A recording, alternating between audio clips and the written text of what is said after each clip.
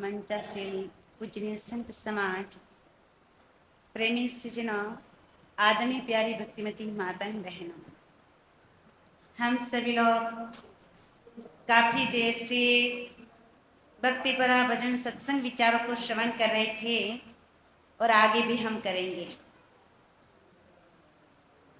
आज हम बड़े भाग्यशाली है, इतना सुंदर अवसर प्राप्त हुआ। इसलिए हमारे संतों ने कहा कि तन के लिए जलपान, ऐसे मन के लिए सत्संग प्रदान। ये तन को जैसे जल और भोजन की आवश्यकता है, ऐसे ही इस मन को सत्संग की आवश्यकता है। हम लोगों को पता होगा, यहाँ पर हमको जितने लोग बैठे हमको ऐसे ही लग रहा है सब ज्ञानी हैं।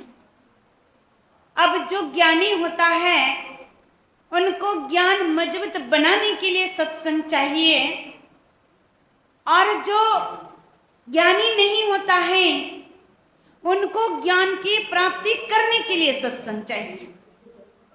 इसलिए सत्संग तो हर व्यक्ति को जरूरत है, और यही सत्संग को श्रवण करने के लिए कहते कि भगवान शिव जी माता पार्वती जी के साथ कहाँ जाते थे? अगस्त ऋषि, कुंभज ऋषि के आश्रम में।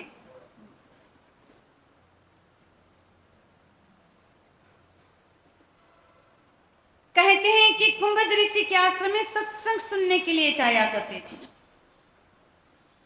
और जब इस रूप में जाते, भगवान शिव जी और माता पार्वती जी के रूप में जाते, तो लोग पहचान लेते, तो सत्संग न सुनते और डिस्टर्ब हो जाते। तो भगवान क्या करते थे कि हंस और हंसनी का रूप धारण करके और मान सरोवर के अंदर तैर करके और इस सत्संग को प्राप्त करते थे।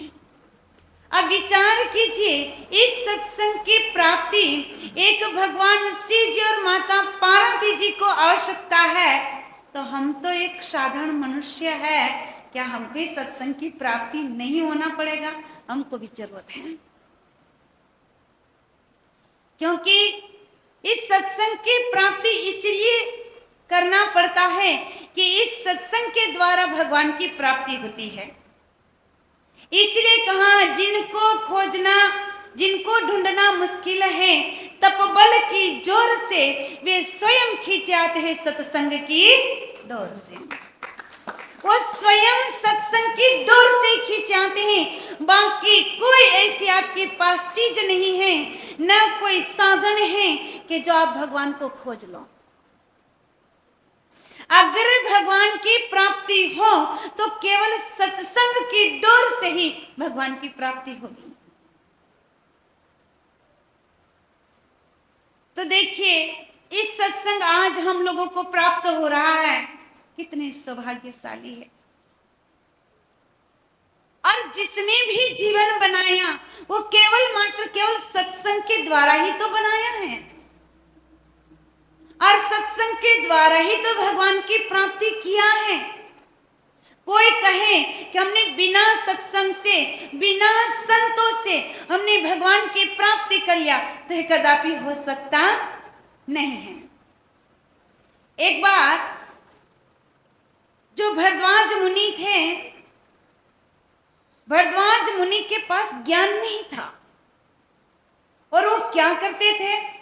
कहते कि शास्त्रों को पढ़ते थे और कहते कि उससे बड़ा आनंद लेते थे। हम लोगों को पता होगा, शास्त्रों पढ़ना भी बड़ा आनंद आता है।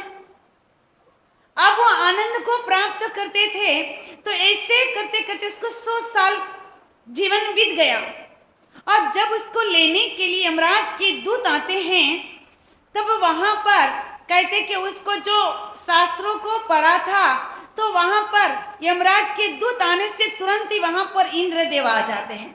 इंद्रदेव ने कहा, ठहरिए, ये जीव आपका नहीं है। तो इंद्रदेव ने इस यमराज के दूतों को रुका लिया, और इंद्रदेव ने कहा, कहते कि हे मुनिवर, मांगिए, आपको क्या चाहिए? आपने 100 साल जिंदगी जो जीवन पाया, इसके अंदर आपने क्या किया?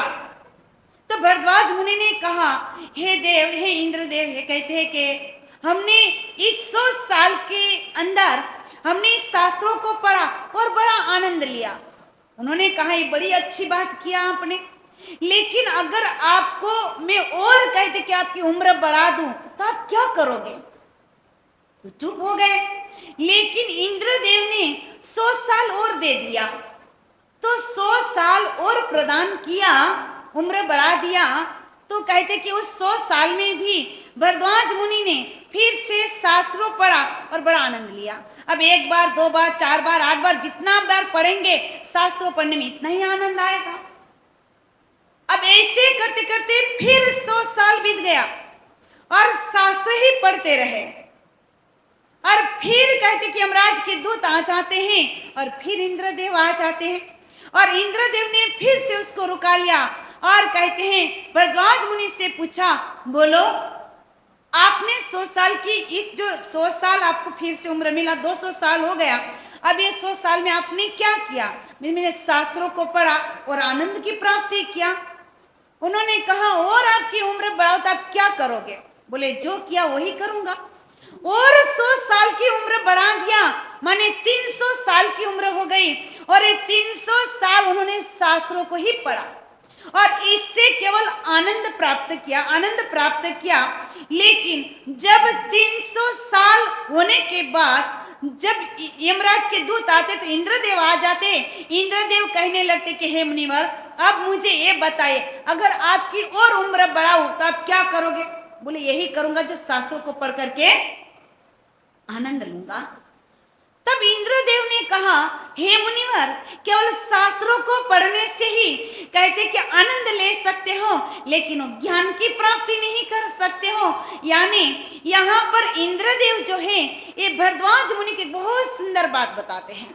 क्या कहते हैं कि हे मुनिवर, अगर अभी जैसे अभी गर्मी का मौसम है और आम का समय है, लोग क्या करते हैं, आम बड़ा चाव से मने खाते, बड़े प्रेम से खाते हैं। कहते हैं जब एक आम का पेड़ होता है और छोटा सा ही पौधा होता है, अब वो छोटा सा पौधा के अंदर अगर हमने कहते कि लगाया है, अभी तो आपने आम नहीं खाया, हम कहेंगे ये किसका पेड़ है? आप किसका कहोगे? किसका पेड़? अभी तो पौधा ही है, क्या कहोगे? ये खाया, इस पेड़ का अभी फल खाया आपने नहीं, फिर क्यों कह दिया आपने आम का ही पेड़ है इसे? खैर, और ये भी आप ये भी कह दे कि खट्टा है मीठा, ये भी नहीं बता सकते। खैर, जब वो पेड़ में बोया जाता है, पानी डाला जाता है, बड़ा होता है, तो कहते कि जड़ से इसके कहते कि जड़ से टहनी में, पत्ते में, फल में, फूल में, सब में तो कहते कि रस भरा हुआ होता है। लेकिन वो पेड़ जब तक बड़ा होता है, इसमें फल लगता है, आम रूपी फल लगता है, और तब जाकर के आप इसको खाते हो। बल्कि पत्ते में, छिलके में, उसके जड़ में, सब में रस है। लेकिन अगर रस का सारा रस किसमें, रसादी किसमें है? केवल फल में, आम में। आप पत्ते, टहनी, फूल या तो कहते कि उसकी छिलकी कुछ भी नहीं खाओगे, लेकिन उसका जो सार है, आम है, जो सार है, वही केवल खाओगे, है ना? पूरा पेड़ का जो सार है, फल, वो फल खाओगे, बाकी और कुछ खाओगे नहीं। कारण क्या है? क्योंकि उस सार को प्राप्त किया। इसीलिए भरद्वाज मुनि को कहा, इंद्रदेव ने कहा, हे मुनिवर, आपने क्या किया? केवल तो आनंद लिया, लेकिन उस सार को प्राप्त नहीं किया।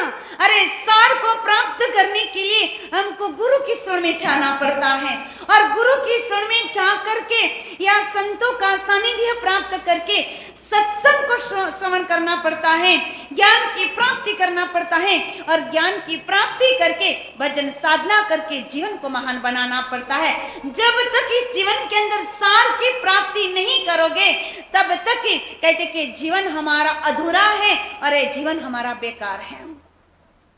इसीलिए कहा, हमारे संत ब्रह्मानंद जी कहते हैं, एक भजन के माध्यम से समझते हैं। बोली श्री आनंद कंद भगवान की। सत्संगत जग सार साधो, सतसंगत जग सारे रे, सतसंगत जग सारे साधु, सतसंगत जग सारे रे, सतसंग बोलिए।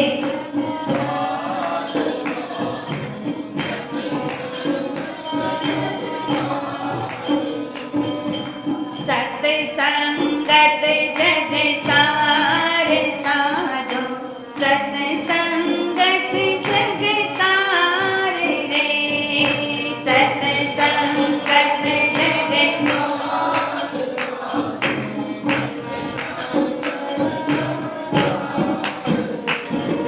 काशी नहाए मथुरा नहाए, काशी नहाए हरिद्वार रे, नहाए हरिद्वार रे, चार धाम तीरथ फिर आए, चार धाम तीरथ फिर मन का नहीं सुधार रे, मन का नहीं सुधार रे, सतसंगत जग सारे साधु, सतसंगत जग सारे रे, सतसंगत जग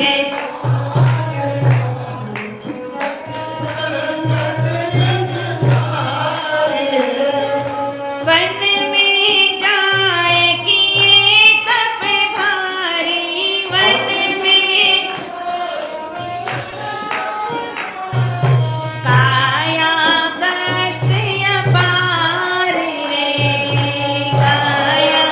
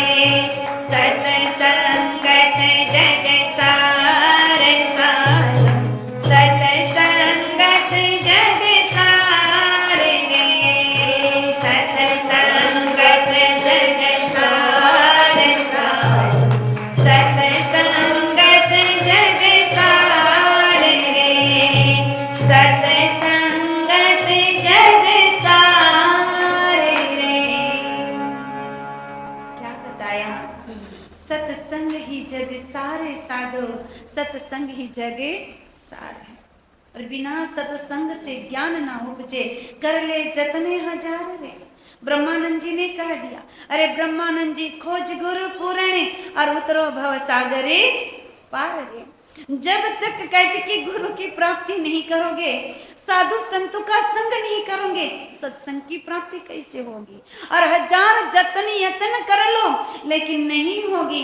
इसीलिए बिना जतन यतन से इतना सुंदर मौका दिया है, इतना सुंदर मनुष्य जीवन दिया है, और जीवन मिलने के बाद साधु संतों का संग दिया है, इतना सुंदर दरबार दिया है, संतों का संग दिया है। हरि दरबारी संत है उन्हीं मिले जो कोई, बेगी मिलावे राम को जो भी उनका होई। अगर तुरंत तो राम को मिला देते, ऐसे साधु संत गुरु महाराज ने दरबार में बना के रख दिए। जगह जगह पर आश्रम बना दिया है, जगह जगह पर साधु संतों को रख दिया है, और जो इनके पास आते हैं वो तुरंत भगवान से मिला देते हैं, गुरु महाराज जी से मिला देते हैं, और ब्रह्म का साक्षात्कार करवा देते हैं। क्या चाहिए लोगों को। लेकिन फिर भी आज सत्संग से नहीं, भाई जी हमको तो टाइम ही नहीं है, हमको टाइम नहीं है। लेकिन महाराष्ट्र के अंदर एक भजन में बताया, शायद आप समझे पाए यहाँ पे, लेकिन मैं बोलना चाहती हूँ। नेमिच मनता फुर्सत नाही, देव धर्म सत्य कामाला। नेमिच मनता फुर्सत नाही, देव धर्म सत्य कामाला। तित काय सांगशील देवाला हो, तित काय सांगशील देवाला। तित काय सांगशील देवाला हो, तित काय सांगशील देवाला। नेहमीच म्हणता फुरसत नाही, नेहमीच म्हणता फुरसत नाही, देव धर्म सत कामाला हो, तित काय सांगशील देवाला। तित काय सांगशील देवाला हो, तित काय सांगशील देवाला। नहीं समझ में आया। कहा हरदम बताते हैं सत्संग में आओ, सत्संग में, तो क्या कहते हैं हमको टाइम नहीं है, तो नेहमीच मनता फुर्सत नहीं। हर बार कहते कि कोई बताते सत्संग में आओ तो हमको टाइम नहीं है, लेकिन जब लेने के लिए आएंगे वहां पर पूछेंगे, कहते कि तित काय संगशील देवल, वहां पर भगवान को क्या बताएगा। जब वहां पर जाओगे पूछेगा क्या क्या इस संसार में हमने आपको भेजा, क्या किया, तो कहोगे कि हाँ हमारे 2 बेटे हैं, 4 बेटे, तो 4 के लिए मकान बनाया, 4 के लिए जमीन बनाया, 4 कुआं खोदवाया, 4 कार गाड़ी। कोई सुनने वाला नहीं है, कोई इस चीजें सुनने वाला नहीं है। वहां पर तो केवल एक ही सुनवाई होगी, और ये सुनवाई है केवल भगवान की भक्ति। भिलनी को कहा तेरा मेरा एक भक्ति ही नाता है, और कोई नाता नहीं है। ये माया का, ये संपत्ति का, ये परिवार का कोई नाता नहीं है, केवल भक्ति का नाता है। और जो भक्ति लेकर के जो संसार से जाता है तो वहां पर सुनवाई होगी, बाकी कोई सुनवाई होने वाली नहीं। इसीलिए सज्जनों हम यही कहना चाहेंगे, आज हम बड़े कहते कि सौभाग्य है कि हमको सत्संग की प्राप्ति हो रही, साथ में संतों का सानिध्य प्राप्त हो रहा। पूजनीय बाई जी हम हमारे लिए बहुत दूर से आए हैं, और हम पूजनीय बाई जी को सुनने के लिए लालायित हैं। इसीलिए कहते हैं, अब ज़्यादा ना करके इतना ही कहूँगी, आगे पूजनीय बाई जी कहते कि अपना विचार रखेंगे, हम सब लोग एकाग्र मन होकर के सत्संग को श्रवण करें। कहते कि समुद्र के पास जाते हैं ना, तो जितना पात्र लेकर के जाते हैं ना, इतना ही पानी लेकर के आते हैं। कोई ग्लास लेकर के जाएंगे, कोई कटोरी लेकर के जाएंगे, कोई कहते कि गागर लेकर के जाएंगे, और कोई घड़ा लेकर के जाएंगे। जितना पात्र लेकर के जाएंगे ना, इतना ही तो लेकर के आओगे। इसलिए हृदय रूपी पात्र फैला करके रखेगा, सत्संग रूपी कहते कि समुद्र, इसमें इतना ही भरा जाएगा।